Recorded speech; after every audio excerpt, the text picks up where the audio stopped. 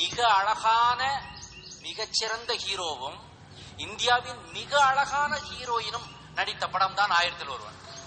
பாரத ரத்னா, புரட்சி தலைவர், பொன்மனச் செம்மல், ஏழைகளின் இறைவன், ஏழை பங்காளன், மக்கள் திலகம்,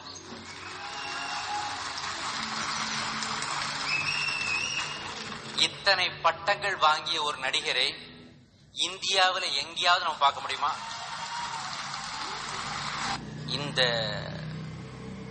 இந்த நிகழ்ச்சிக்காக இந்த அரங்கத்துக்குள் உள்ள வரும்போது இங்கே எம்ஜிஆரின் ரசிகர்கள், பக்தர்கள் நிறைய பேரை பார்த்தேன். அவங்க என்கிட்ட கேட்ட முதல் கேள்வி என்ன தெரியுமா? சார், என்ன சார் சாப்பிடுறீங்க? காஃபியா, டீயா, என்ன சாப்பிடுறீங்க? தமிழ்நாட்டிலே ஒருவரை பார்க்கும் பொழுது நல்லா இருக்கீங்களான்னு கேட்கறது தான் வழக்கமா இருக்கின்ற தமிழ் கலாச்சாரத்திலே ஒரு புதுமையை புகுத்தி யாரை தான் முதலில் சந்தித்தாலும் சாப்பிட்டீங்களான்னு கேட்கிற ஒரு கலாச்சாரத்தை தமிழ்நாட்டில் கொண்டு வந்ததே புரட்சி தலைவர் எம்ஜிஆர் தான் என்பதை மறந்துவிடக் கூடாது. அந்த மனித நேயம் இன்று மறைந்து கொண்டே வருகிறது. அதை மீண்டும் மக்களுக்கு கொடுக்க வேண்டும் என்றால் மீண்டும் எம்ஜிஆர் நமக்கு வேண்டும். இந்த அருமையான பாடல்களை நம்ம கேட்டு எத்தனை வருஷங்கள் ஆச்சு. ஒரு ஏக்கமே வந்துருச்சா இல்லையா? இந்த ட்ரெய்லரையும் இந்த பாடல்களையும் பார்க்கும் பொழுதும் கேட்கும் பொழுதும் ஐயோ எப்படி பண்ணிருக்காங்க இந்த படத்தைன்றது ஒரு வினாடி நம் உள்ளத்தில் தோன்றியதல்லவா? அதுதான் புரட்சி தலைவர் எம்ஜிஆரின் வெற்றி.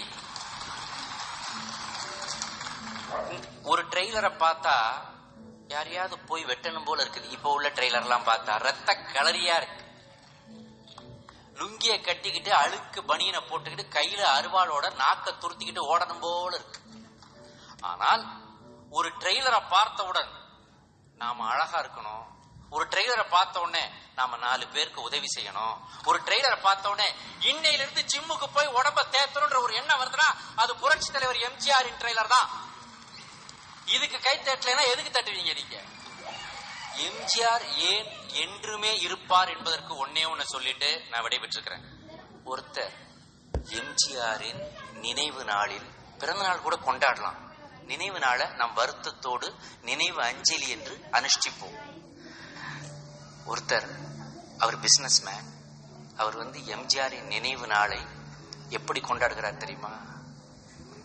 தன்னுடைய பிசினஸ்க்கு அன்னைக்கு லீவு விடுறாரு.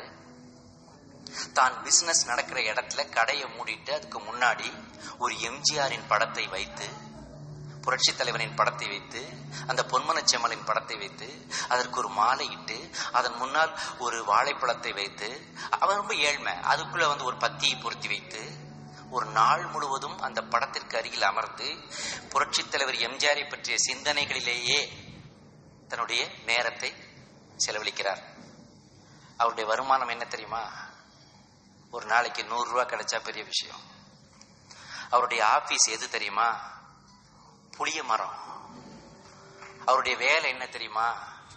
நேஷனல் ஹைவேஸ்ல போற வர வண்டிங்க பஞ்சர் ஆனா பஞ்சர் ஓட்டுற, சைக்கிள் டியூபுக்கு பார்க்கு பஞ்சர் ஓட்டுற ஒரு சாதாரண ஏழை தொழிலாளி தன் வாழ்நாளில் ஒரு நாள் கூட எம்ஜிஆரை நேராக சந்தித்திராதவன் தன்னுடைய இதயத்திலே ஒரு 100 ரூபாய் வர்ற அந்த கம்மியான வருமானத்தில் இருக்கின்ற அந்த பிசினஸை துறந்து விட்டு அன்று முழுவதும் எம்ஜிஆருக்காக உட்கார்ந்து இருக்கிறானே, அதுதான் எம்ஜிஆர், அதுதான் புரட்சி தலைவர், அதுதான் பொன்மனச் செல்வன். இதுவரைக்கும் எந்த நடிகருக்காவது கோயில் கட்டி இருக்கிறார்களா? அபிஷேக ஆராதனைகள் நடந்திருக்கிறதா? யோசித்து பார்க்க வேண்டும்.